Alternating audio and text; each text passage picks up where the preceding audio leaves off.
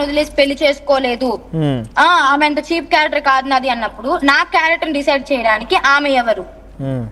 నా క్యారెక్టర్ గురించి ఇంకోసారి మాట్లాడినా, ఆమె గలీజీ అని చెప్పని అన్నా, నా గురించి ఎటువంటి బ్యాడ్ వర్డ్స్ వాడినా కూడా ఇంకోసారి నేను ఆమె మీద యాక్షన్ తీసుకోవాల్సి వస్తుంది. ఎందుకంటే నా క్యారెక్టర్ డిసైడ్ చేయడానికి నీకు ఎటువంటి రైట్స్ లేవు. నేను ఎలాగైనా బతుకుతాను, నా గురించి నీకెందుకు? నేను తల్లిదండ్రులు ఒప్పించుకోలేదంటే నీకు తెలుసా? నువ్వు చూసావా? నువ్వు పెళ్లి చేసుకున్నావు కదా, మీ అమ్మని నువ్వు ఎందుకు ఒప్పించుకోలేదు? నువ్వు కట్టించుకున్నప్పుడు ఎవరికి తెలియకుండా మీ సొంత అమ్మ ఒకటే ఉందన్న, మరి ఆ అమ్మ కన్నా చెప్పుకోవాలి కదా. మరి ఆమెకి చెప్పుకున్నావు, నువ్వెలా పెళ్లి చేసుకున్నావు? అడగాలంటే నేను అడగొచ్చు, తిట్టాలంటే నేను తిట్టొచ్చు, కానీ నోరు ఉంది కదా అని చెప్పి పడేసుకోకూడదు. మరి ఆమె ఏం ఆశిస్తోంది నువ్వు చెప్పండి. ఒక ఆశ్రమం కట్టించాలి అనుకుంది. నేను మిస్ అయ్యాను కదా. అమ్మ అక్కడ కూర్చుంటే డబ్బులు వస్తాయి, భక్తులు వస్తారు, డబ్బులు వస్తాయి. దానికి తోడుగా చాలా ఇష్టపడ్డది కాబట్టి నేను దక్కలేదు.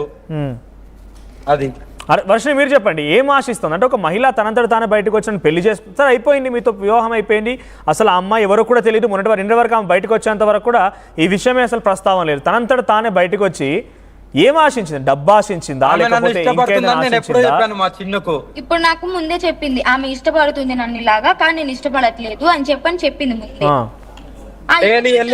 డైలీ శివాలయానికి వెళ్ళి నేను దక్కాలని డైలీ శివని డైలీ 4:30-5 లేచి పూజలు చేస్తుంటది మీరు దక్కాలని.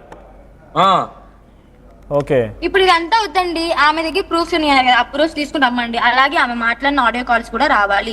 నా ఆడియో కాల్స్ కాదు, ఆమె మాట్లాడిన కంపల్సరీ నాకు కావాలి. ఆడియో కాల్స్ ఖచ్చితంగా రావాలి. ఆమె ఏం మాట్లాడింది అసలు ఏంటి అని అన్నారు గురించి ఎత్తింది, ఆమె ఆశ్రమం గురించి ఎత్తింది, ఆమె ఫస్ట్ నుంచి ఆమె మాట్లాడింది అన్ని. మరి ఆమె ఆడియో కాల్స్ ఎందుకు రావట్లేదు? చచ్చిపోతా అని చెప్పింది ఆమె, పురుగుల మందు తాగుతాను, ఏదో ఒకటి చేసేసుకుంటాను, మా ఆయన నన్ను వదిలేసాడు, కనీసం మీరన్న తోడండి, నేను మిమ్మల్ని లవ్ చేస్తున్నాను. మరి ఆమె ఏం చూసి లవ్ చేసిందో అది నాకు అనవసరం. వర్షిణి, బాధపడ్డ ప్రతి ఒక్కరికి కూడా వాళ్ళ బాధ పోగొట్టుకోవడం కోసం, డిప్రెషన్ నుంచి బయటకు తీసుకోవడం కోసం లవ్ యూ, కిస్ యూ, నీకు తాళి కడతానని చెప్తారా? అడగలేదా క్వశ్చన్? నా పక్కన ఉన్నప్పుడే చాలా మందితో మాట్లాడింది, అబ్బాయిలతో కూడా మాట్లాడింది, బాయ్స్ కూడా లవ్ యూ మిస్ యూ చెప్పిద్ది. అలా అని చెప్పని వాళ్ళకి కూడా పెళ్లి చేసుకుని ఒక డిప్రెషన్ ఉన్న వాళ్ళని మనము ఏంటి మెడిసిన్ లేకపోతే మంత్రమా? మీరు లవ్ యూ కిస్ యూ చెప్పంగానే డిప్రెషన్ నుంచి అలా బయటపడిపోతారా? 100% పడుతున్నారు కాబట్టే కదా ఇంత. అందుకే అలానే చెప్పి పాపం వర్షిణిని అలా వెంట తిప్పుకుంటున్నాడు, అలానే చెప్పాం వర్షిని అక్కడ తీసుకొచ్చినట్టున్నారు. నాకు ఎప్పుడు లవ్ యూలు మిస్లు చెప్పలేదని మేము డైరెక్ట్ పెళ్లి గురించే మాట్లాడుకున్నాము. తర్వాత నుంచి ఆ పెళ్లి గురించి డిస్కషన్ అయ్యి ఇంట్లో పెళ్లి చేసుకున్నప్పటి నుంచి మేము లవ్ యూలు కానీ మిస్లు కానీ చెప్తున్నాం. ఓకే, మిస్ ఎప్పుడు మిస్ అయ్యారు మీరు? అంటే మా ఇంట్లోంచి వెళ్ళినప్పుడు ఒక 1 month రాలేదు కాబట్టి అప్పుడు మిస్ అయ్యాను బాగా. డైలీ కాల్స్ లో మాట్లాడుకునే వాళ్ళం కదా. సో ఇక్కడ చెప్పండి, మరి ఇన్ని రోజులు ఒకే ఎత్తు, ఇప్పుడు మీరు ఆల్రెడీ వైఫ్ గా పక్కన ఉన్నారు కాబట్టి మిమ్మల్ని కాదని అందరు లవ్ యూ మిస్ యూలు చెప్పుకుంటూ పోతే ఇట్లానే వస్తాయి మరి సమస్యలన్నీ. చెప్పండి చాలా గట్టిగా వర్షిని, చాలా గట్టిగా చెప్పండి ఆయనకి, ఫస్ట్ మీ ఆయనకు చెప్పండి గట్టిగా. జీవితాంతం నీతో ఇలాగే ఉంటాను బావా, ఎన్ని విమర్శలు వచ్చినా గానీ, నీ మీద ఎంత నెగిటివ్ వచ్చినా గానీ నువ్వు తప్పు చేయవని చెప్పి నేను నమ్ముతున్నాను, ఎప్పటికీ నమ్ముతాను, నువ్వు తప్పు చెయ్యవు. సో ఇలాగే మన బంధం ఎప్పటికీ స్ట్రాంగ్ గా ఉంటాయని చెప్పి నేను కోరుకుంటున్నాను. లవ్ యూ బావా. Love you two. ఇంకోసారి నేను నీకు మాటిస్తున్నా, ఏ అబ్బాయికి ఏ అమ్మాయికి లవ్ యూ మిస్ అస్సలు చెప్పను, చెప్పబోను కూడా. ఏ అబ్బాయికి కానీ ఏ అమ్మాయి వాళ్ళందరికి ఎందుకు చెప్పావని ఇంకది ఇప్పుడు వాళ్ళందరికి ఎందుకు చెప్పావని నేను ఇష్టపడను ఇంకా. This is the experience. నానా చెప్పండి. రైట్ వర్షిని, వాళ్ళందరికి ఎందుకు చెప్పావు మరి love you, kiss you, miss you, తాళి కడతాను కూడా చెప్పాడు, ఎందుకు చెప్పాడు అడగండి మరి ఒకసారి. వాళ్ళకి చెప్పినావు కదా ఎందుకు ఎందుకు చెప్పావు తాళి కడతాను, నీకు తెలుసు కదా హార్ట్ లో పెయిన్ వచ్చిందని చెప్పాను. అది నీకు తెలుసు కదా. తెలుసు వీళ్ళందరికీ. సరే, అంటే ఒకరు బాధలో ఉంటే వాళ్ళ బాధ పోవడానికి ఎదుటోళ్ళు కూడా అలాగే ప్రేమ పంచితే కంపల్సరీ ఆ బాధలకి బయటకు వస్తారు. చెప్పేంత బాధ పెట్టిందా ఆమె? 100% కదా, లేకుంటే ఊరికే చెప్పాం కదా. ఇప్పుడు చాలా మందికి భక్తులు కాల్ చేస్తున్నారు, అందరికి అలా కాదు కదా, ఎవరి కోణంలో ఎలా ఉంటుందో అలాగనే మాట్లాడాల్సి వస్తుంది. ఆమె పెళ్లి చేసుకుంటాను మిమ్మల్ని ఇష్టపడ్డాను అని అన్నప్పుడు నీ రియాక్షన్ ఏంటి? నా రియాక్షన్ అయితే నేనైతే అస్సలు ఒప్పుకోలేదు. అగోరి గారు, మిమ్మల్ని అక్కడ యాంకర్ గా క్వశ్చన్ చేయట్లేదు, భార్యగా నిలదీసి అడుగుతోంది, సమాధానం చెప్పండి. నేను అదే అంటున్నా, నేను అక్కడ ఒప్పుకోలేదు, ఒప్పుకోబోను కూడా. ఆ పెళ్లి అనేది అబద్ధం, అది నీకు అంటే తెలుసు కొంతవరకు. పెళ్లి చేసుకుంటాను ఇలా ఇష్టపడ్డాను అన్నప్పుడే నువ్వు ఆమెతో ఫోన్ మాట్లాడకుండా బ్లాక్ లిస్ట్ లో పెట్టేసినా కదా, ఇంత దూరం వచ్చేది కాదు. బ్లాక్ లిస్ట్ లో ఆల్రెడీ పెట్టేస్తాను. ఆమె ఎప్పుడైతే మందు బాటిల్తో వీడియో కాల్ చేసి ఇలా అన్నదో, దాని తర్వాత ఇది ఎక్కడికో తీసుకెళ్లేటట్టున్నది, దీంతో బయటికి వెళ్ళడమే మంచిదని ఏదైతే ఆశ్రమం ఉందో అది వద్దు అని, తర్వాత ఈ ఫోన్లు బ్లాక్ లిస్ట్ లో పెట్టడం కూడా జరిగింది. అంటే ఎన్ని నెలల పరిచయం నీకు ఆమె? ఒక 2 months ఏమో అంతే. ఈ 2 months లోనే ఆమె నిన్నంత ఇష్టపడి? ఓకే, అంటే ఎప్పుడైనా ఎన్నిసార్లు కలిసి ఈ 2 months? ఆమెని ఒక్కసారి కలవడం జరిగింది. అంటే నేను కొన్ని డబ్బులు ఇవ్వడం జరిగింది ఆమెకు. అంటే ఇట్లా దాన్ని ఏమంటారు, ఆశ్రమం కడతా, నాకు కొన్ని తక్కువ కట్టిస్తా అంది కదా, అంటే నువ్వెందుకు డబ్బులు ఇచ్చావు? నన్ను అడిగింది.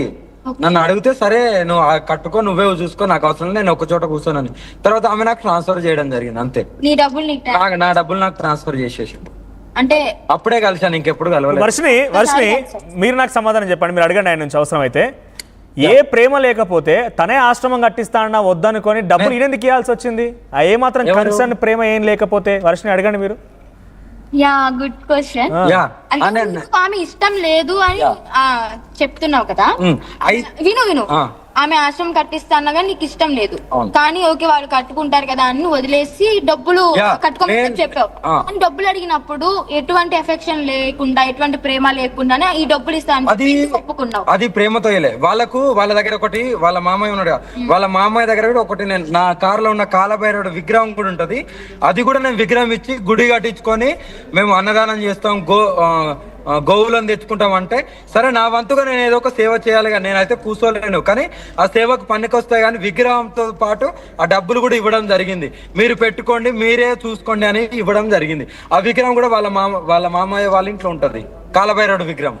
ఓకే, అంటే ఇప్పుడు ఆమెకి నీకు ఎటువంటి సంబంధం లేదు, ఆమె మీద నీకు ఎటువంటి ఎఫెక్షన్, ఎటువంటి ప్రేమ ఎటువంటిది లేదు, రాదు కూడా 100%.